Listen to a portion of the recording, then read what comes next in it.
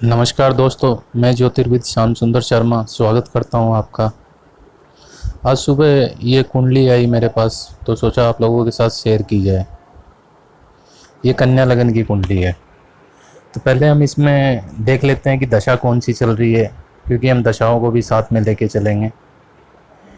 इसमें वर्तमान में 26 अगस्त 2018 से मंगल की दशा चल रही है और मंगल में गुरु चल रहा है, जो कि 17 जनवरी 2021 तक है। एक बार हम इस कुंडली के नक्षत्रों पे भी नज़र डाल लेते हैं कि कौन सा ग्रह किस नक्षत्र में है। तो सूर्य भरणी नक्षत्र का है, लगन उत्तरा फाल्गुनी नक्षत्र का है, चंद्रमा रेवती नक्षत्र का है, मंगल अश्विनी नक्षत्र का है, बुध अश्विनी नक्षत्र का है, गुरु भी अश्विनी नक्षत्र का है, शुक्र आद्रा नक्षत्र का है, शनि शतभिषा नक्षत्र का है, राहु भी आद्रा का है, केतु मूल नक्षत्र का है। अब देखिए कि कोई भी प्लेनेट अस्त नहीं है, बुध वक्री है। सूर्य के साथ में 3 प्लेनेट बैठे हुए हैं, तीनों में से कोई भी अस्त नहीं है। ये कन्या लगन की कुंडली है। कन्या लगन के जातक बहुत बुद्धिमान होते हैं, क्योंकि कन्या लगन का जो स्वामी होता है वो बुध होता है, जो कि बुद्धि का कारक ग्रह होता है, और ये बुध की उच्च राशि भी होती है। इसलिए कन्या लगन के जातक वाद विवाद में कुशल व अच्छे वक्ता होते हैं। कालपुरुष की कुंडली में कन्या राशि छठे भाव में आती है। इस कारण से ऐसे जातकों के जीवन में संघर्ष कुछ ज़्यादा रहता है। एक इनके आंतरिक शत्रु बहुत होते हैं। कन्या राशि के जातक कैलकुलेशन में बहुत फास्ट होते हैं। वह इन्हें बुद्धि से जुड़े कार्यों में ज़्यादा आनंद आता है। ये शारीरिक रूप से मेहनत करने के बजाय मानसिक रूप से मेहनत करना ज़्यादा पसंद करते हैं। कन्या राशि पृथ्वी तत्व होने से ये धैर्यवान भी बहुत होते हैं। जल्दबाजी में कोई कार्य करना पसंद नहीं करते हैं। कन्या लगन के जातक का अगर बुध कमज़ोर हो जाए तो ऐसे जातक बुद्धि के बजाय हृदय से काम लेने लगते हैं, जो कि इनके लिए भौतिक लाभ लेने में बाधक हो जाता है। कन्या लगन के जातक सामान्य तौर पर नॉर्मल हाइट लिए हुए रहते हैं। इनके अंदर स्त्री स्वभाव भी पाया जाता है। कन्या लगन के जातक सलाह देने में माहिर होते हैं और इन्हें किसी की संपत्ति भी जरूर मिलती है। लगन का स्वामी बुध 8वें घर में उच्च के सूर्य गुरु मंगल के साथ में है, जिसके कारण मैं ये तो कह सकता हूँ निश्चित तौर पे कि इनकी राजनीतिक समझ बहुत अच्छी होगी। ये हमेशा अपने ज्ञान को बढ़ाने के लिए लगातार कोशिश करते रहते हैं। जब इनसे बात हो रही थी तो इन्होंने बताया कि ये आज भी इनका राजनीति से वैसे विशेष तौर पे कोई लेना देना नहीं है, लेकिन राजनीतिक खबरों पे बहुत बारीकी से नज़र रखते हैं। 2-2, 3-3 न्यूज़पेपर और मैगज़ीन पढ़ना इनकी आदत में शुमार है। ख़ास तौर से राजनीतिक आर्टिकल्स ये बहुत मन लगा के पढ़ते हैं। बुध ने यहाँ पे मंगल को ज्वाइन किया 8वें घर में, तो ये निश्चित है कि इनको स्किन की बीमारी ज़रूर परेशान करेंगी। बुध मंगल का जब 8वें घर में योग बनता है तो जातक के पैरों में जो स्किन हार्ड हो जाती है, छोटी छोटी गांठ बन जाती है, जिन्हें आटन कहा जाता है, सोर भी कहा जाता है, वो निश्चित रूप से इनके पैरों में होंगी। और दूसरी चीज़, बुध ने यहाँ पे सूर्य को भी ज्वाइन किया है, और बुध ने यहाँ पे गुरु को भी ज्वाइन किया है, जो कि नैसर्गिक रूप से गुरु भाग्य का कारक होता है। इस कारण से इनका भाग्य भी बहुत अच्छा होगा। अब आते हैं सेकंड हाउस पे। कन्या लगन की कुंडली में सेकंड हाउस का स्वामी बनता है शुक्र, जो कि राहु के नक्षत्र में बैठा हुआ है और राहु के साथ में, ये देखिए शुक्र राहु के आद्रा नक्षत्र में बैठा हुआ है और राहु साथ में बैठा हुआ है। राहु 5वीं दृष्टि से सेकंड हाउस को भी देख रहा है। सूर्य और मंगल अपनी 7वीं दृष्टि से सेकंड हाउस को देख रहे हैं। जब भी सेकंड लॉर्ड को राहु ज्वाइन करता है और सेकंड हाउस पे अग्नि तत्व ग्रहों का प्रभाव होता है, तो ऐसा जातक सिगरेट पीता है या हुक्का पीता है। और ये शुक्र और राहु की युति एक चैन स्मोकर का योग भी बना रही है। दूसरी तरफ से इसे देखा जाए तो शुक्र के साथ में राहु है, तो सेकंड हाउस अपने खाने पीने का स्थान होता है। तो राहु ने निश्चित तौर पे इनके खाने पीने के रूटीन को डिस्टर्ब किया होगा। उचित समय पे टाइम टू टाइम इन्हें खाना नहीं मिलता होगा खाने को, या मिलता होगा तो खाने की क्वालिटी बहुत घटिया रहती होगी। सेकंड लॉर्ड जो कि अपने कुटुंब का स्थान भी होता है, उसको राहु ने ज्वाइन किया है, सेकंड लॉर्ड शुक्र को। राहु जिस भी ग्रह को ज्वाइन करता है वो उसके प्रभाव को फैला देता है। शुक्र एक स्त्री तत्व का ग्रह है, तो निश्चित रूप से इनके कुटुंब में स्त्रियों की संख्या ज़्यादा होगी। जब इनसे बात हुई तो इन्होंने बताया कि इनके परिवार में जेंट्स मेंबर 3 हैं और स्त्रियों की संख्या 7 है।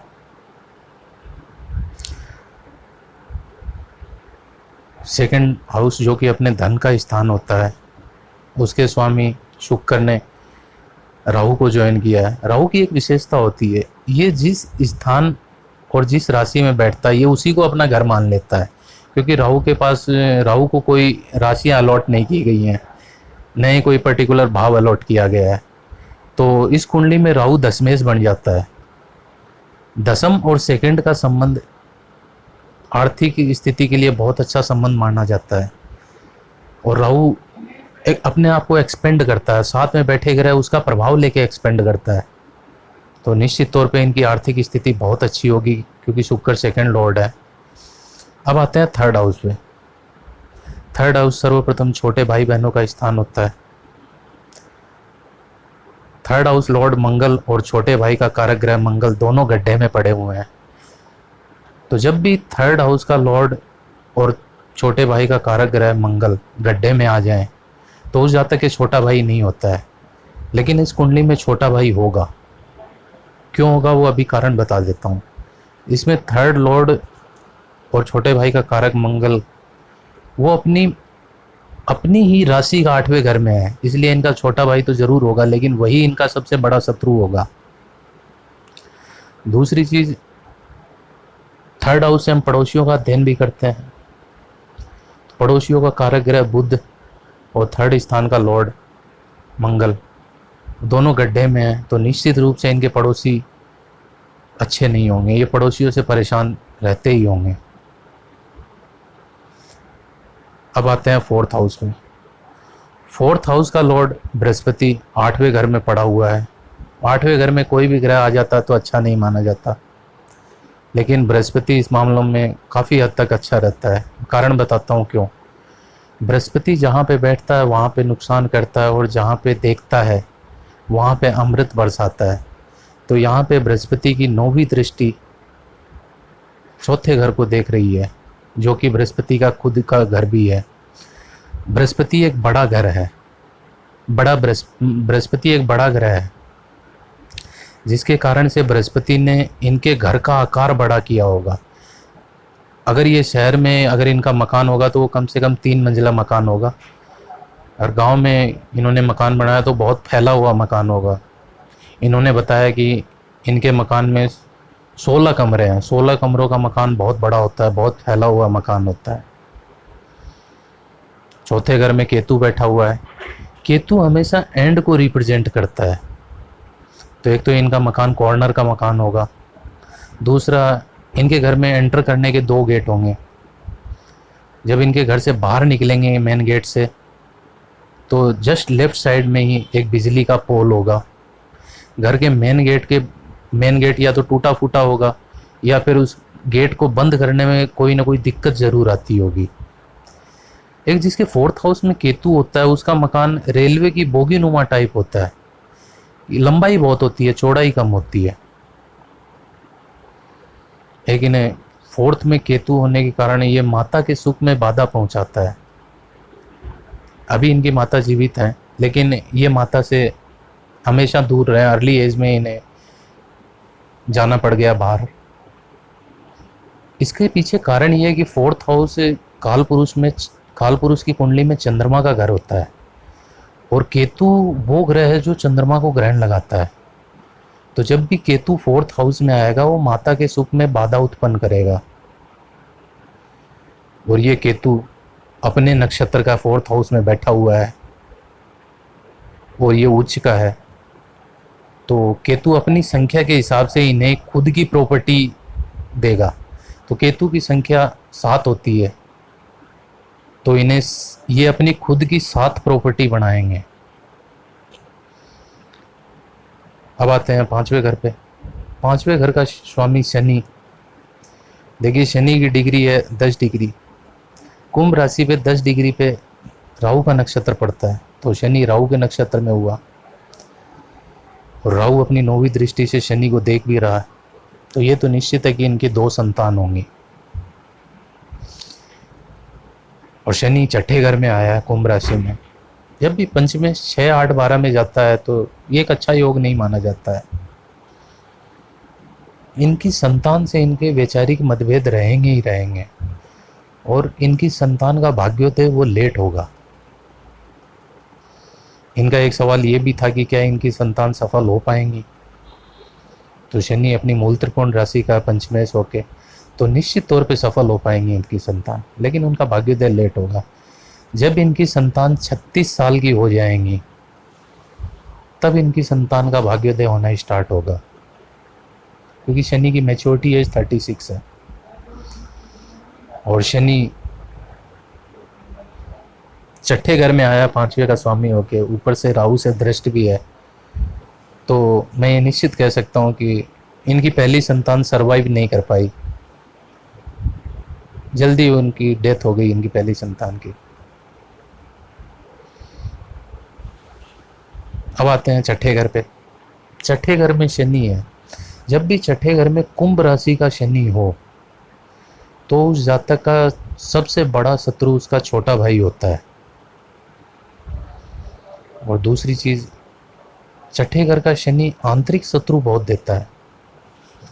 लोग इनके सामने जब रहते हैं तो इनकी प्रशंसा करते हैं, पीठ पीछे इनकी बुराई करते हैं,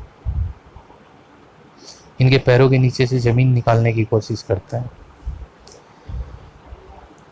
और यहाँ से शनि की थर्ड एस्पेक्ट 8वें घर पे जा रही है, जो कि ससुराल के सुख में इनको बाधा पहुंचा रही है। ससुराल से इनके संबंध अच्छे नहीं है, शनि होने भी नहीं देगा ससुराल से संबंध अच्छे। छठे घर में जब भी शनि आता है तो वो मामा के रहने की जगह परिवर्तन करवा देता है। अगर ऐसा ना हो तो मामा बर्बाद हो जाता है उसी जगह पे रहते रहते। अब आते हैं एक चीज़ और छठे शनि के बारे में। अब यहीं पे मैं आपको दिखाऊंगा कि राहु किस तरीके से अपनी संख्या भेद करता है, अपनी संख्याओं में नंबर्स देने में। राहु जब शनि को अपनी 9वीं दृष्टि से देख रहा है तो उसने संतान की संख्या दी 2, लेकिन यहाँ से राहु शनि माँ से थर्ड हाउस में बैठा हुआ है, तो माँ के भाई बहनों के स्थान पे शनि बैठा हुआ है, लेकिन यहाँ पे इसने 4 नंबर दिए। ऐसा क्यों किया मैं आपको बता देता हूँ। शनि पंचमेश है, काल पुरुष में 5वें घर की लॉर्डशिप सूर्य के पास में आती है, जिसका प्रबल शत्रु होता है राहु। तो वो संतान के नंबर देने में है ना, वो कोताही बरतता है। वो संतान के नंबर देने में कोताही बरतता है सूर्य का शत्रु होने के कारण। तो वहाँ पे इसने 2 नंबर पे स्टॉप कर दिया संतान के नंबर। लेकिन शनि षष्ठेश और माता के लिए तृतीयेश भी बन जाता है। यहाँ पे ऐसा नहीं करेगा, क्योंकि कालपुरुष की कुंडली में थर्ड हाउस का लॉर्ड बुध बनता है। यहाँ पे ये 4 नंबर देगा। तो जब इनसे पूछा गया तो इन्होंने कहा कि जी इनकी माता अरे 4 भाई बहन थे। अब आते हैं 7वें घर पे। 7वें घर का स्वामी बृहस्पति 8वें घर में गया और बृहस्पति को ज्वाइन किया सूर्य और बुध जैसे अग्नि तत्व ग्रहों ने। तो इनकी वाइफ है, वो बोलने में बहुत ज़्यादा प्रैक्टिकल है, कड़वा बोलते हुए थोड़ा सा भी टाइम नहीं लेती हैं। तो जब भी 7th लॉर्ड 8th में आए तो एक तो उसकी पत्नी है ना, वो उसे चला के लड़ाई करने वाली होती है वाणी के थ्रू। और जब गुरु को सूर्य और मंगल जैसे प्लैनेट ने ज्वाइन किया तो ऐसा तो निश्चित तौर पे होगा। दूसरी चीज 7th में हाउस में चंद्रमा है, जो कि एकादशेश है। तो ये एकादश और 7th हाउस का संबंध बना, जिसके कारण से मैं निश्चित तौर पे कह सकता हूँ कि इनकी पत्नी आर्थिक रूप से इनका सहयोग करने वाली होंगी। इस चीज़ को इन्होंने माना कि अर्ली एज में इनकी पत्नी ने आर्थिक रूप से इनका बहुत सहयोग किया। लेकिन ये चंद्रमा एकादशेष है, जिस कारण से कुछ पाप रिजल्ट भी करेगा। तो वो हम पहले ही बात कर चुके हैं कि इनकी पत्नी वाणी के द्वारा इनसे चला के लड़ाई करती हैं, लेकिन केयरिंग नेचर में बहुत रहती हैं। जब भी सेवंत का संबंध एकादश या सेकंड हाउस से बनता है तो वो केयरिंग नेचर में बहुत रहती है पत्नी। दूसरी चीज़ ये चंद्रमा है, चंद्रमा माँ का कारक ग्रह होता है जो कि पत्नी स्थान पे आया है, तो वो जातक का ख्याल माँ की तरह रखता है लाइफ पार्टनर है साथ। तो इनको पत्नी इस मामले में बहुत अच्छी मिली है। एक सेवंत में जब भी चंद्रमा आता है तो पत्नी को नज़दीक का चश्मा लग जाता है। तो इनकी जब इनसे पूछा गया तो इन्होंने कहा जी बिल्कुल ऐसा ही है, उनको नज़दीक का चश्मा लगा हुआ है। अब आते हैं 8th हाउस पे। 8th हाउस में एक तो मंगल और सूर्य जैसे दो अग्नि तत्व ग्रहों का प्रभाव, तो निश्चित रूप से इनको बवासीर की बीमारी होगी। और इस समय मंगल की दशा चल रही है, मंगल बैठा हुआ केतु के नक्षत्र में, केतु 5वें घर से 8th हाउस को देख भी रहा है। मंगल और केतु दो ऐसे ग्रह हैं जो कि घाव देते हैं शरीर में। तो आठवां स्थान जो कि गुदा का स्थान होता है, वहाँ पे घाव देंगे ये ग्रह। तो इस दशा में इन्हें बवासीर की बीमारी बहुत परेशान करेगी। एक 8वें घर में मंगल ऑन साइन है और शनि अपनी 3rd एस्पेक्ट से देख भी रहा है 8वें घर को। शनि जब भी 8वें घर को देख रहा है, वो और कुछ करे या न करे, लेकिन वो आयुष्य की पूरी रक्षा करता है, क्योंकि शनि आयुष्य का कारक ग्रह है, तो अपने कारक की पूरी रक्षा करेगा। तो इनकी आयु तो पूरी है निश्चित रूप से। एक जब भी 8वें घर में मंगल और सूर्य आएगा तो उस जातक की मृत्यु हार्ट अटैक से ही होगी, ये निश्चित है। यहाँ पे देखिए सूर्य को गुरु ने भी ज्वाइन किया है, तो जब भी सूर्य और गुरु की युति होती है जो जातक को हाई बीपी की बीमारी हो ही जाती है, ये निश्चित है। तो मेरी इनको सलाह है कि नमक का सेवन कम किया करें। अब आते हैं 9th हाउस पे। 9th हाउस का स्वामी बनता है शुक्र, जो कि अपने से आगे वाले घर में जा रहा है, अपने भाव की बढ़ोतरी कर रहा है। और उसने राहु को ज्वाइन किया। तो जैसा कि मैंने पहले बताया आपको कि राहु जहाँ पे बैठता है वो उसी को अपना घर मान लेता है। तो ये नवम दशम का संबंध है। नवम दशम का संबंध बहुत बड़ा राजयोग होता है।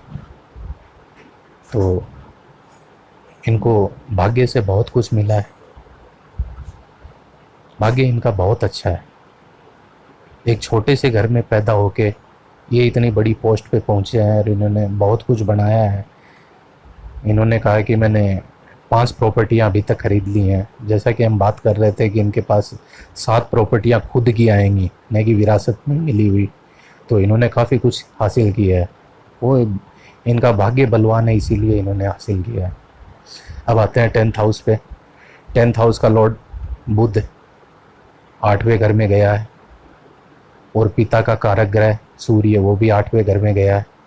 तो ये तो निश्चित है कि इनके पिता अर्ली एज में ही डिपार्ट कर गए होंगे। इन्होंने इस चीज़ को माना भी है कि जी बिल्कुल वो अर्ली एज में डिपार्ट कर गए थे। 10th हाउस में जब राहु हो तो वो या तो पिता से संबंध अच्छे नहीं रहने देता या फिर पिता अर्ली एज में डिपार्ट कर जाता है। 10th में अकेले राहु हो तो ये राहु की प्रेडिक्शन है कि पिता अर्ली एज में डिपार्ट कर जाएगा। अब 10th हाउस की शुक्र की प्रेडिक्शन बताता हूँ आपको। 10th हाउस में जब भी शुक्र हो तो जातक को खुद को या जातक के किसी भाई बहनों को कान में दर्द रहता ही रहता है अर्ली एज में। 10th राहु की एक प्रेडिक्शन और है। 10th में राहु हो तो उस जातक की बेइज्जती 2 ही कारण से होगी, या तो उसकी पत्नी के कारण या पैसे के कारण। लक्ष्मी सट्टे उसकी बेइज्जती होती है। जब उसके पास पैसा रहेगा तो उसकी पत्नी के कारण उसकी बेइज्जती होगी, जब उसकी पत्नी सही होगी तो पैसे के कारण उसकी बेइज्जती होगी। अब देखिए ये 10th में जो राहु है और शुक्र है, तो जब भी इनको शुक्र में राहु की दशा चली उस समय इनका भाग्योदय हुआ होगा। तो शुक्र में राहु था 89 से लेकर 92 तक। शुक्र इनकी जिंदगी की बेहतरीन दशा रही है। शुक्र ने इनको सब कुछ दिया है और ये राहु ने इनको बड़ा पद दिया है। ये नवम दशम का जो राजयोग है, जो कि बड़ा पद देने के लिए जाना जाता है, तो ये एक लिमिटेड कंपनी में है। इन्होंने 400 रुपये से स्टार्ट किया, आज इनकी अच्छी खासी सैलरी है, मैनेजर की पोस्ट पे हैं। ये बहुत जल्द मैनेजर की पोस्ट पे आ गए थे, 96 में मैनेजर की पोस्ट पे आ गए थे, बता रहे थे। 89 से स्टार्ट किया और 96 में मैनेजर की पोस्ट। तो ये नवम दशम के राजयोग की देन थी ये सब चीज़ें। अब देखिए आते हैं 11th हाउस पे। 11th हाउस पिता से सेकंड हाउस होता है। सेकंड हाउस अपने चेहरे का स्थान होता है। तो इनके पिता के चेहरे में कुछ ना कुछ दिक्कतें रही हैं, बताता हूँ क्या रही हैं। दांतों का कारक ग्रह शुक्र होता है, ना कि मंगल। मंगल दांतों को यूज करने का तरीका है, क्योंकि मंगल एक सेनापति ग्रह है जो कि धारदार हथियार रखने के लिए और काट छांट के लिए जाना जाता है।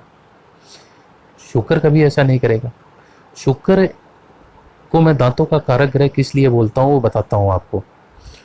दांत हमारे केमिकल से बने हुए हैं। केमिकल को शुक्र रिप्रेजेंट करता है, न कि मंगल। तो जो दांतों का कारक ग्रह है शुक्र, वो पिता के सेकंड से 12वां बैठा हुआ है और वो राहु के नक्षत्र में है और राहु के साथ में बैठा हुआ है, पूर्णतया ग्रहण में है। तो जब भी कोई ग्रह अपने से 12वां आता है तो उस चीज़ का नुकसान करता है। तो जब मैंने इनसे ये बात कही कि आपके पिता के दांतों में कुछ दिक्कत थी क्या, तो इन्होंने कहा कि उनके पिता के अर्ली एज में ही सारे दांत निकल गए थे, उनके नकली दांत चढ़े हुए थे। 11th हाउस का लॉर्ड चंद्रमा 7th में जाके लक्ष्मी योग का निर्माण कर रहा है। तो चंद्रमा की दशा ने इनको बहुत पैसा दिया है, बहुत पैसा दिया है। और दूसरी चीज, शुक्र ग्रह की सबसे बड़ी ताकत होती है कि वो अपने से आगे वाले घर को पुश करता है। तो यहाँ से शुक्र 10th में आके 11th को पुश भी कर रहा है। तो आर्थिक रूप से तो ये कुंडली बहुत सबल है। अब आते हैं इनके 12th हाउस पे। अब देखिए 12th हाउस का लॉर्ड सूर्य 8th हाउस में आया है। पिता के छोटे भाई का मालिक बड़े भाई के घर में आके बैठ गया है। तो निश्चित रूप से इनके पिता सबसे छोटे थे, पिता से छोटा कोई नहीं था। और दूसरी चीज, सूर्य 12th का लॉर्ड होके 8th में आया है, वो भी उच्च का। तो ये एक प्रकार से विपरीत राजयोग की कंडीशन भी बनती है, पर ये विपरीत राजयोग में दम नहीं है, क्योंकि यहाँ पे प्लेनेट सूर्य अगर एकदम से कमज़ोर होता ना तो ये विपरीत राजयोग इन्हें मिल जाता। लेकिन सूर्य एकदम पावरफुल है अपने मित्र ग्रहों के साथ में, मंगल और गुरु के साथ में, बुध के साथ में। सूर्य बहुत पावरफुल होके यहाँ पे बैठा हुआ है। तो ये विपरीत राजयोग तो इनको नहीं मिलने का। सूर्य की दशा ने इनको बहुत परेशान किया है। सूर्य की दशा में इनके कम से कम 4 ट्रांसफ़र हुए हैं, क्योंकि सूर्य की निगेटिव अंक है ना, वो 4 हैं।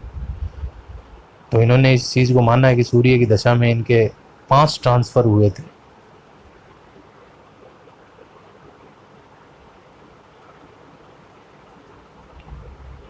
अब बात करेंगे नेक्स्ट कुंडली पे। इस कुंडली को यहीं पे ख़त्म करते हैं। नहीं, ऐसा नहीं, अभी हम बात करेंगे इनके जो सवाल थे उन पे। तो इनका जो पहला सवाल था कि क्या इनकी संतान सफल हो पाएगी। जी बिल्कुल हो पाएगी इनकी संतान सफल, लेकिन उनका भाग्योदय लेट होगा। 36 साल की जब इनकी संतान हो जाएंगी तो इनकी संतान का भाग्य अच्छे से चलेगा। इनका दूसरा सवाल, क्या इन्हें कोई व्यापार स्टार्ट करना चाहिए। बिल्कुल इनका व्यापार स्टार्ट होगा, वो मंगल की दशा में स्टार्ट होगा। तीसरा सवाल था कि अगर ये व्यापार स्टार्ट करें तो कब स्टार्ट करें। अभी इनको 1.5 से 2 साल होल्ड करना चाहिए, क्योंकि अभी इनका समय अच्छा नहीं है, मंगल की दशा इनके लिए बहुत ख़राब है। इन्हें व्यापार स्टार्ट करना चाहिए मंगल की दशा में जब केतु आए तब। तो 23 फरवरी 2023 से इनके लिए व्यापार के उचित अवसर बन रहे हैं। निश्चित रूप से व्यापार स्टार्ट करेंगे। इनका तीसरा सवाल था कि ये व्यापार करें तो किस चीज़ का करें। आने वाली दशा इनको राहु की दशा है। राहु ने शुक्र को ज्वाइन किया है और 10th हाउस में बैठा हुआ है, तो राहु के पास शुक्र के रिजल्ट है।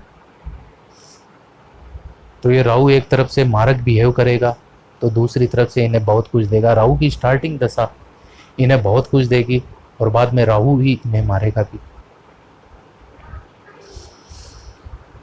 शुक्र सुंदरता को बढ़ाने वाला ग्रह, सुंदरता को शो करता है, लग्जरी को शो करता है।